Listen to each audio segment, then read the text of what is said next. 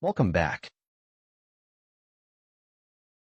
Before hooks, the last module gave Claude a way to connect with outside systems. This recap sets up why automatic rules matter next.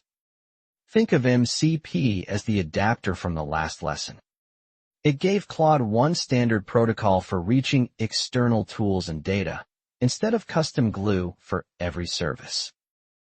The connection shape mattered too. HTTP was the recommended remote path, style was local, WS kept the WebSocket open, and SSE was deprecated. Scope decided who got the connection. Local was just you, project scope shared through .mcp.json, and user scope applied across projects. Secrets stayed out of shared files. The fix was environment variable syntax for tokens, so config could travel without exposing credentials. Tools also became /commands. The big scaling lesson was context bloat.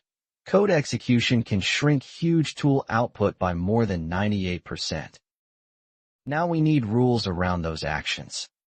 Hooks are the automatic checks that run before, after, and at the end of Claude Code work. If this video helped you learn Claude Code, please give it a like and subscribe. It helps others find the course and keeps the series going. Before we wire anything up, we need the small vocabulary. Each piece answers one simple question about how automatic checks run. Think of this like a doorbell. Something happens, then code responds. Event-driven programming means the event drives the order, not a fixed script. Think of a hook like that doorbell listener. A hook is a script or prompt that fires automatically when a specific Claude Code event happens. Think of an exit code like a traffic light after a program finishes. 0 means success, 2 blocks the action, and other values warn but continue. Think of JSON like a labeled shipping form. Hooks receive curly brace key value data, then return structured output in the same general style. Think of stdin and stdout like an input shoot and output shoot. A hook reads data from stdin and writes its result to stdout. Now turn those parts into a picture.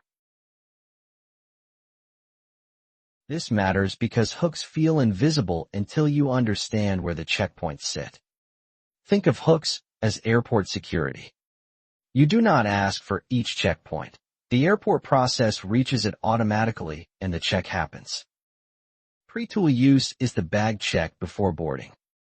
It runs before the tool action and can stop something prohibited before it happens. PostToolUse is customs after arrival. The tool already succeeded, and the hook can inspect, format, log, or add context afterward. Stop is the final check before leaving. It runs when Claude is about to finish, and it can force continuation when work is incomplete. Here is the control signal every beginner must lock in. Without the right code, your hook warns when you meant to block. Exit 0 is the green light. The hook succeeded, so Claude Code continues the action without treating it as a problem. Exit 2 is the hard red light. This is the blocking error, so the action stops and Claude receives the hook message. Any other exit code is a yellow light. Claude continues, but the warning appears so you can see that something was not clean. And once the signal is clear, choose what kind of hook should run. The type decides whether you need shell code, model judgment, a webhook, or a subagent. Think of command hooks as tiny local workers. They run shell commands, so they are best for formatting, validation, and logging. Think of prompt hooks as asking a reviewer a focused question. The LLM evaluates a prompt, which fits task completion checking. Think of HTTP hooks as sending a package to a remote desk. Claude posts JSON to a webhook URL for logging or notifications. Think of agent hooks as assigning an inspector. They spawn a subagent for multi-step evaluation when verification is too complex for one command. Now place hooks in the request lifecycle. This matters because each event has a different amount of power over the action. Session start is the opening gate. It runs as the session begins, before the active work has really started. User prompt submit is the request handoff. Claude has received the user prompt, and the per-request lifecycle begins. PreToolUse is the strongest checkpoint before execution. It can block, modify input, or route the normal permission decision. PostToolUse runs after success.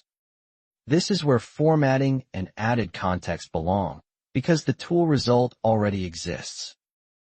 Stop runs when Claude is ready to finish.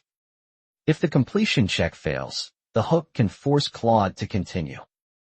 Failures have their own lane. PostToolUse failure handles failed tools. Permission request appears before approval, and subagent stop handles subagent completion. Configuration is where hooks become real. This section matters because one misplaced matcher can make a hook fire at the wrong time. Think of settings.json as the switchboard. The hook's key groups events. Each event contains matchers, and each matcher points to one or more hooks. The hook's key is the top-level container. Without it, Claude Code has nowhere to look for the automatic rules. Event name is the lifecycle moment. It tells Claude Code whether this rule belongs before a tool, after a tool, at stop, or somewhere else. The matcher is the filter. It limits the hook to the tool pattern you want, instead of firing on unrelated actions. The hook entry says what runs. Type, command, and timeout define the worker and how long Claude Code should wait. The matchers keep hooks precise. This matters because broad automation gets slow and noisy when every tool triggers every rule. Right is the exact match version. It fires only for the right tool, which keeps the rule narrow. Edit vertical bar right is the either-or version. The regex matches edit or write, which fits formatting after file changes. Star or an empty matcher is the wildcard. It matches all tools, so use it only when you truly need everything. The MCP pattern targets a server family. MCP $_GitHub $_ matches all GitHub MCP tools. The PreToolUse is where hooks can change the action before it happens. This is the safety-critical event in the module. Allow is the pre-approved lane. Permission decision allow lets the action proceed without showing the normal permission prompt. Deny is the hard stop lane. Permission decision deny blocks the action before the tool runs. Ask keeps the normal human gate. Permission decision ask shows the regular permission prompt instead of overriding it. Updated input is the rewrite lane. The hook can modify the tool input parameters before Claude Code sends them forward. Hooks also need context about where they are running. This matters because scripts break when paths are guessed instead of provided. Think of the project route like the hook GPS location. CLAUD_P or OJECT_D IR points to the absolute project path where scripts and settings live. CLAUDE_P or OJECT_D IR is the stable path anchor. Use it instead of assuming the current directory inside a hook script. CLAUDE_IN_V_FILE is the persistence file for environment variables. The source limits that variable to session start only. Now let's watch a hook do useful work. This scenario matters because blocking dangerous shell commands is the clearest safety win. A cleanup request tries to delete a project folder and attempt cache outside the project. The block dangerous hook refuses the outside path before bash runs. Exit code 2 stops the call entirely. Claude receives the refusal, explains the safer path, and adapts without manual intervention. Before installing a hook, test it like a smoke alarm. This matters because a broken hook can silently block every tool call. The first sample pipes JSON into the hook through stdin. The command tries rm-rf/, and the expected result is a block. The pipe simulates what Claude Code sends. That is the fastest way to test hook behavior before wiring it into settings. Test both paths. The dangerous command returns exit code 2, while npm test returns exit code 0. Only install after proof. If the hook crashes or blocks normal commands, Claude Code will feel broken even though the config caused it. The next scenario shows a quiet productivity hook. This matters because the best automation often disappears into the workflow. Claude edits the register function, then the PostToolUse hook runs autoformat.sh. The formatter applies rough format before the response appears. There is no permission prompt for that formatting step. The hook ran between edit and the final answer, so the file was already cleaned up. Think of this as an automatic cleanup station after every file change. PostToolUse watches write and edit, then autoformat.sh chooses rough for Python and prettier for TypeScript, TSX, JavaScript, and JSX. The command uses CLAUDE_P or OJEC_D, or so the script path stays anchored to the project. Think of the blocker as a security guard standing before bash. PreToolUse watches bash, blockdangerous.py reads the command from JSON, and 3 patterns are blocked: rm-rf/, force push to main, and drop table. When a pattern matches, sys.exit2 stops the action. Otherwise, sys.exit0 allows it. The third code example checks whether Claude should really stop. This matters because unfinished work should not be hidden behind a confident final answer. The stop hook uses a prompt hook. It asks whether requested files changed, unresolved errors remain, and requested tests pass. The timeout is 30 seconds. The point is not to do more work blindly. It is to catch missing completion evidence before the session ends. Let's cover the failure modes before you copy these patterns. Hooks are powerful because they are automatic, which also makes mistakes automatic. Do not create hooks without testing them independently first. The fix is simple. Pipe sample JSON into the script before installing it. Do not use exit code 1 when you mean block.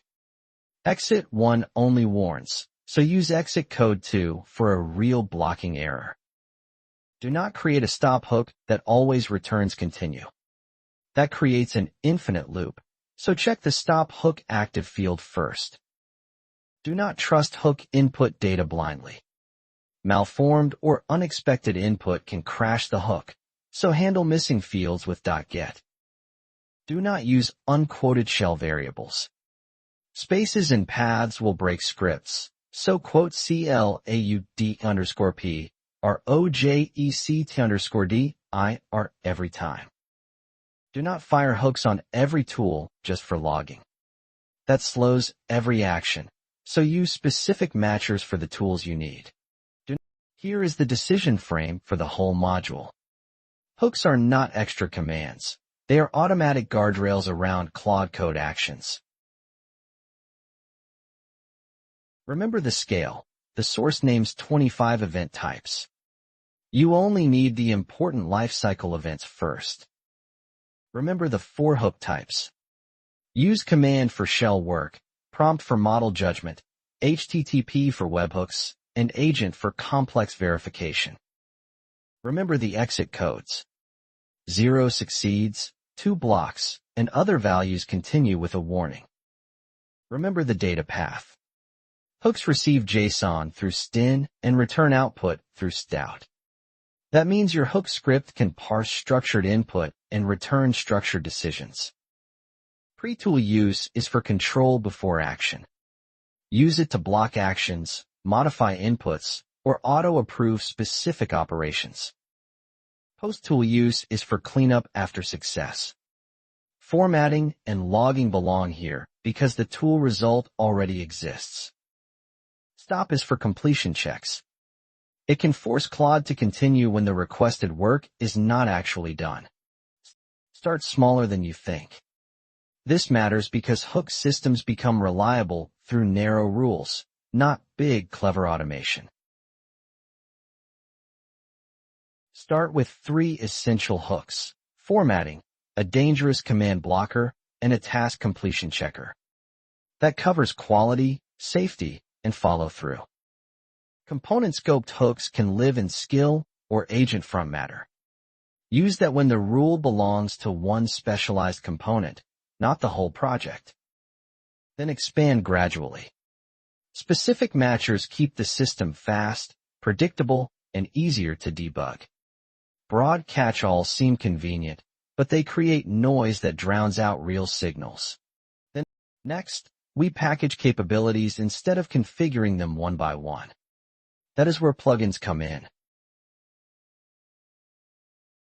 Plugins bundle skills, agents, MCP servers, hooks, and LSP configs into one package.